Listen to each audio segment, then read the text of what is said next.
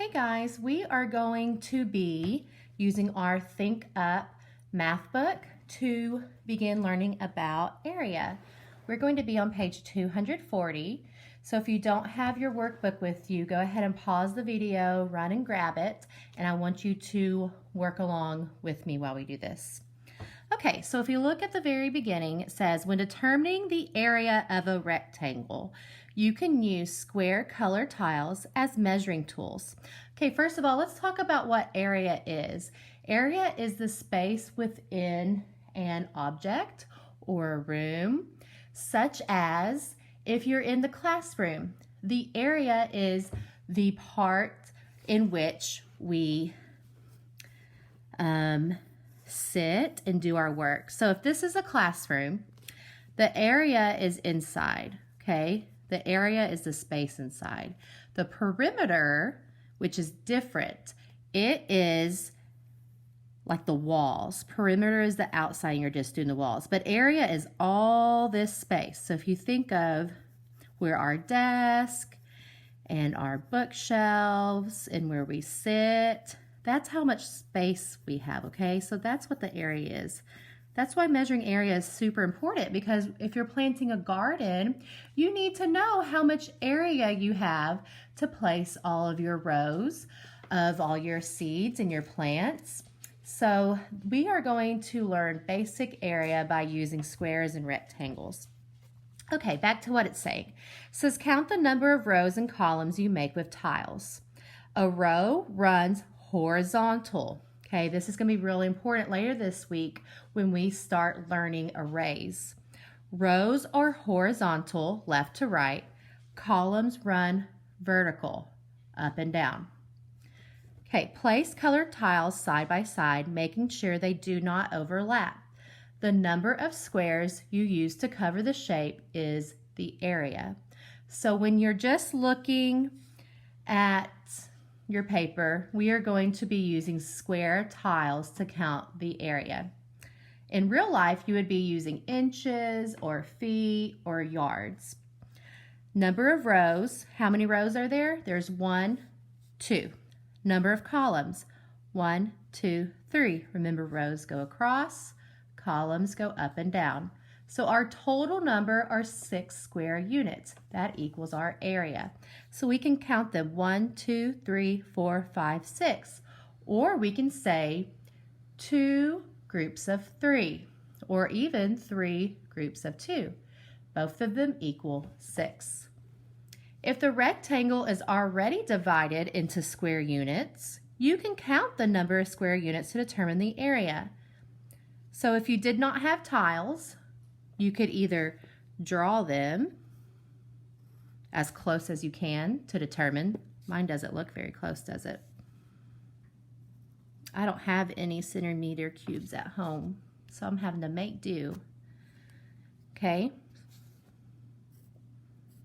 So down here, it's already drawn for us. So we just count them. 1, 2, 3, 4, 5, 6, 7, 8, 9, 10, 11, 12. Number of rows, 4 rows, because remember we're going across. Number of columns, 3 columns. We're going up and down. So 4 groups of 3 or 3 groups of 4 equal 12 square units, or count each one. Okay, so let's try it. Cash made a rectangle using square units. How many square units did he use? Okay, first it asks us number of rows. Well, we're going to count our rows. Rows go across. So our rows go across. So it's a little confusing because if I draw up and down, you're going to think it's up and down, but it's not. Rows go across, but they take up this space. So 1, 2, 3. Columns are up and down, okay? So 1, 2, 3, 4, 5. Okay, so number of rows, 3. Number of columns, 5. Total area. So we could either say 3 groups of 5 or 5 groups of 3. We're not quite there yet, though, because we haven't done multiplication yet. That's going to be later this week. So let's just count the square units. 1, 2, 3, 4, 5. 6, 7, 8, 9, 10, 11, 12, 13, 14, 15. Did you notice that basically we're counting by fives? That's how our arrays are going to be. 5, 10, 15. Y'all are super smart, so I bet you've already kind of caught on to that. That you count by fives if it's 5 right there. Or you could count by threes.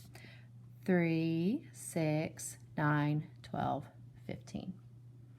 Okay, but for now, all you have to do is count the square units.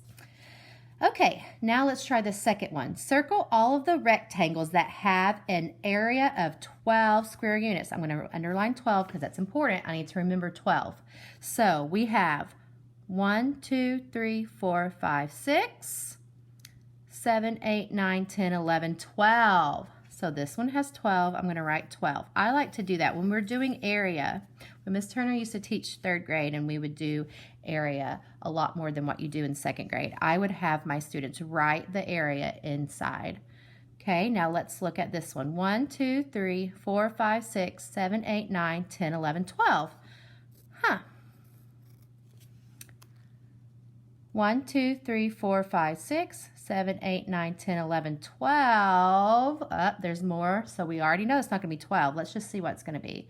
13, 14, 15, 16, 17, 18. So it's not that one. Oh, I didn't circle this one. Let's write 18 in there. It's not that one, though. Okay. Ooh, this one has a lot. I bet it's more than 12.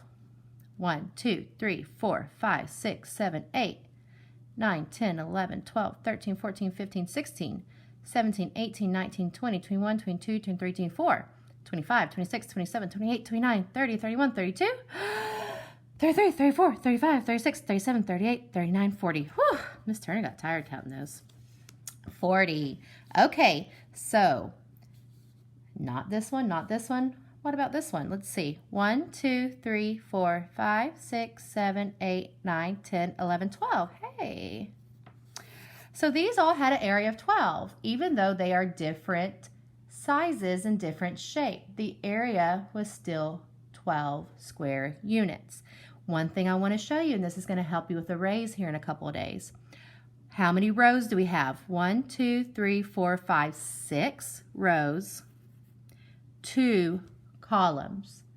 So 6 groups of 2, 2, 4, 6, 8, 10, 12 equal 12. 2 groups of 6, 6, 12. Either way, it's 12. Let's look at this one. How many rows? 1, 2, 3, 4 rows. How many columns? 3 columns. So 4 groups of 3, 3, 6, 9, 12. Or 3 groups of 4, 4, 8, 12. Repeated addition, and it leads to multiplication. Y'all are getting smarter and smarter. Okay, how many rows? There are 12. How many columns? 1. 12 groups of 1. 1, 2, 3, 4, 5, 6, 7, 8, 9, 10, 11, 12. Or 1 group of 12. 12. So either way, the area is 12 units. Good job, guys.